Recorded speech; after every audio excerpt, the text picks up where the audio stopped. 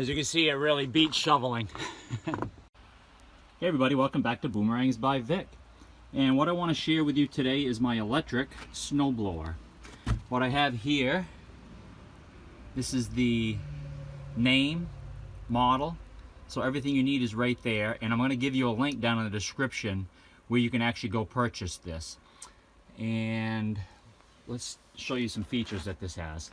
So you have, obviously most snowboards, you can tilt the snow to whatever direction you want. You simply push down on this, and you can go straight up, almost straight up, and tilt to blow it out into just one direction, sideways so you can see. So that is up and out. Another cool feature is that this turns while you're actually running the machine. You can control it right here with this handle. You simply turn in one direction, and it does turn quite easy, and you can turn it in the complete opposite direction. And like I said, you can run this while the machine is actually still running. And you saw in the video, it does shoot the snow quite far. I've actually picked up some ice underneath this thing that I thought might actually hurt it, but after 2 years of use, you can see this blade barely has any nicks, and I've had some pretty big chunks of ice go through this.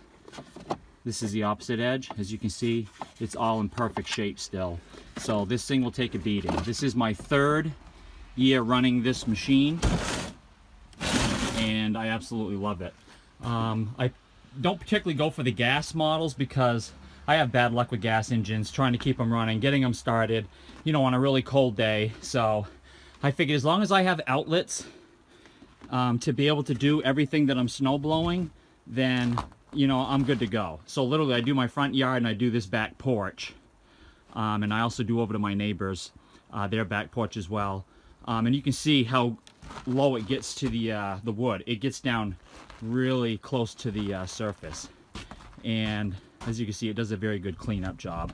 I don't think there's anything much else to tell about the machine. If you have one, you want to get it running, you simply push this button and you hold it in, and while you're holding it in, you're going to pull back this lever. As soon as your lever hits right about there, the machine will start up. Then you can let go of that little button. Okay, so it's a safety feature. So if your hand lets go, or you accidentally hit something, you want to shut it off quick, you just let go. And as soon as you let go, the machine shuts off. I hope you enjoyed the video, everybody. And if you're looking to purchase one of these, like I said, the link will be down in the description of the video.